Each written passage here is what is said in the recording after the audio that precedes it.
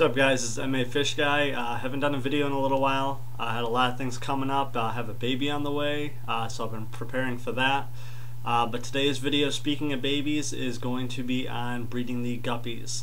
This is a really easy fish to breed. Pretty much add water, male and a female, and these guys are going to have babies. A perfect tank setup is 10 to 15 gallons. You want it heavily planted with ground plants and mid and high range plants, because these babies are going to need tons of hiding spots because the parents do see them as like a delicacy. When it comes to sexing the guppies, you want to do, the male has a rod-shaped anal fin on the bottom and is definitely a lot more colorful than the female. The female for an anal fin is just going to have like a spread out fin. It's going to be real easy to see. Even if the female has a lot of color, you're going to be able to tell the difference. But like I said, the male is going to have a rod-shaped, and the female is going to be more like fanned out and spread out. These guys, usually when you buy them at a pet store, they're already pregnant. A single contact with a male can provide up to 3 different batches for the female of babies.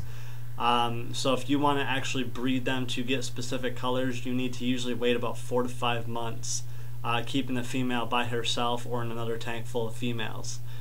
This way you can make sure that all the prior seed from the other males in the fish tanks at the pet stores is gone from the female, and then you can introduce your male that you want to do for different genetics or different colors or different sizes. But with these guys, like I said, 10 to 15 gallon planted tank. Live plants work real well because they do provide a food source for the babies. But back to the breeding, pretty much you put a male and a female together. You want to do 1 male to like 3 females. This is the best ratio to work. You can even do more.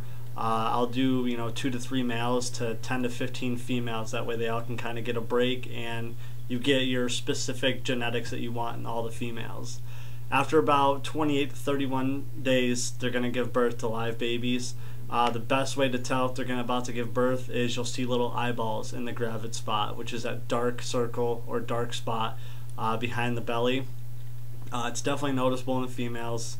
So I mean, you'll know what you're looking for, and like I said, if you look closely, if they're a light color, it'll actually turn like a pink, not dark, and you'll be able to see the eyeballs of the baby fish.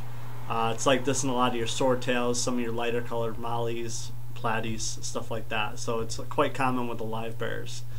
But like I said, after 28 to 31 days, the babies are born alive. They're not in eggs, so the plants are essential, so as they drop they can hide into the plants.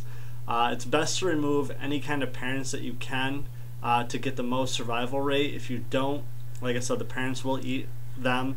Usually if I leave the parents in, I'll get about a 40% survival rate. If I take them out, it's usually around 70 to 80% survival rate. So it all depends on what you want to do. If you have an extra tank, I definitely recommend taking them out though. For the babies, when you feed them, you want to take like a finely crushed flake food, veggie food, or freeze-dried bloodworms. If you put them in a Ziploc bag and take a rolling pin, you can roll over it and turn it into a fine powder. And then what you do is you just take a pinch and add it to, like, push it into the water so that it disperses all over. With these guys and feeding them that way, you definitely want to keep up on your water changes. I do 2 to 3 days. I'll do about a 40% water change. And instead of using the big end part of the siphon, I only use the actual tube. That way you're not sucking up babies by accident, and you can kind of really get into the little nicks and crannies where all the food will sink down to. After about a month or 2, these guys will develop their colors depending on the genetics and depending on the different water changes and food that you fed them. Usually about 28 to 29 days is when mine start showing the color on the males. Usually it's about 3 months for the females. After about 4 months, they'll be able to cross back over and breed. They'll actually become sexually mature. You do want to separate the males from the females at a very young age if you can. Usually within 3 to 4 weeks you want to do it before they can start impregnating their different family parts. That way you don't get any inbred babies or anything like that, and that way you can have the purest strain that you want when it comes to anything that you're looking for with specific colors. So yeah, after 4 months they become sexually mature, so definitely separate them at about 3 to 4 weeks. And after that, just keep feeding them the frozen food, brine shrimp, bloodworms, anything like that. If you have any questions, post them down in the comments. I'll be doing more videos probably in the next couple of days, so if you want to request a video, post it down in the comments. Visit my website, mafishguy.blogspot.com, for more videos and information and product reviews. Thanks.